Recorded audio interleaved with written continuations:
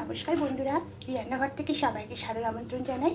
তা রান্নাঘর মানেই বাঙালি রান্নাবান্না থেকে আরও নিত্য নতুন রান্না। তা যারা এখনও পর্যন্ত চ্যানেলটা সাবস্ক্রাইব করেনি, সাবস্ক্রাইব করে পাশে থাকবেন, তাহলে আমি আরও নতুন নতুন রেসিপি আপনার সামনে নিয়ে আসবো। আর আপনারাও খুব তাড়াতাড়ি আমার রান্নাগুলো দেখতে পারবেন। আর পুরনো বন্ধুরা, আপনাদের কাছে অনুরোধ করছি, কমেন্ট করবেন আমার রান্নাগুলো আপনাদের কেমন লাগে। তা আপনাদের কমেন্ট পেলে আমার ভীষণ ভালো লাগে। তা দেখুন, আজকে বানিয়েছি কচুরলতি চিংড়ি। তা রান্নাটা কীভাবে বানালাম তা আপনাদেরকে ভিডিওটা শেষ পর্যন্ত দেখার জন্য অনুরোধ রইল।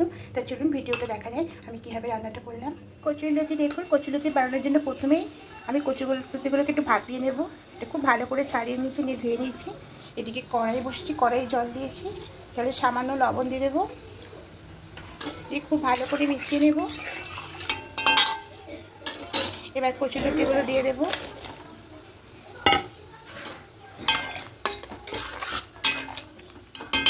এবার এটা একটু ভাবিয়ে নেব। এবার এখানে চিংড়ি মাছ রেখেছি, চিংড়ি মাছের মধ্যে লবণ দিয়ে দেবো আর সামান্য একটু হলুদ দেবো।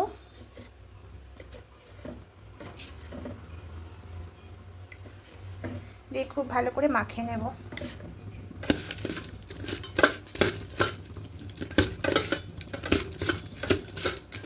খুব ভালো করে মাখিয়ে নিচ্ছি। আর এদিকে দেখুন, এটা সেদ্ধ হয়ে গেছে, মানে হাফ সেদ্ধ হয়ে গেছে। এবার এটাকে ছেঁকে নেব।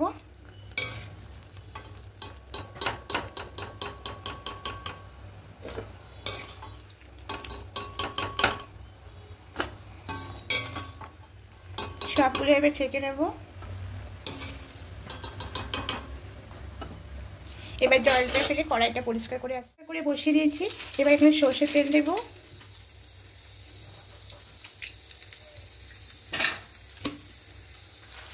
এর মধ্যে কালো জিরা ফোড়ন দেব,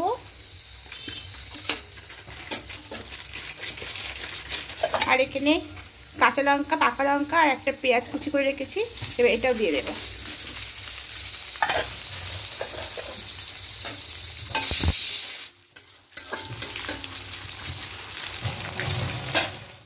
ভাজা ভাজা হয়ে এসছে দেখুন।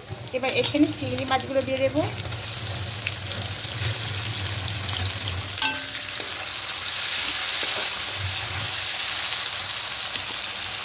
আর কিছুটা নারকেল কুচি দেবো।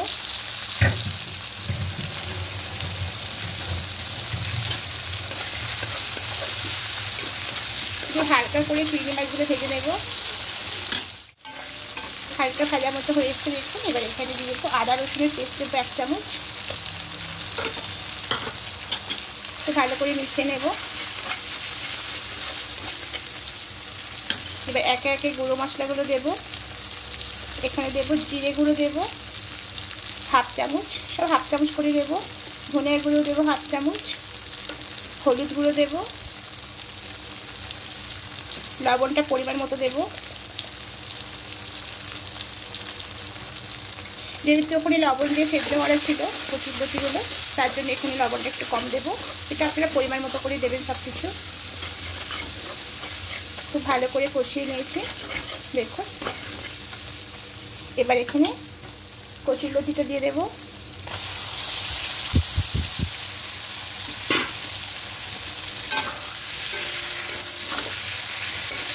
খুব ভালো করে মিশিয়ে নেব।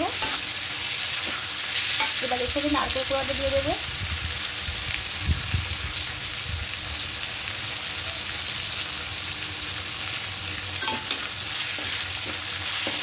খুব ভালো করে মিশিয়ে নেব সব কিছু। এভাবে মিশিয়ে নিয়ে একটু কষতে থাকবো।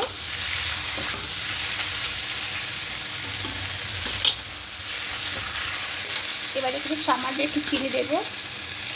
এটা অপশনাল, আপনারা দিতেও পারেন নাও পারেন, তবে দিলে খুব ভালো হয় স্বাদটা।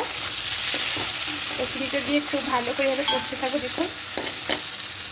যতক্ষণ এটা পুরো শুকিয়ে যাবে ততক্ষণ অবধি কষতে থাকবো।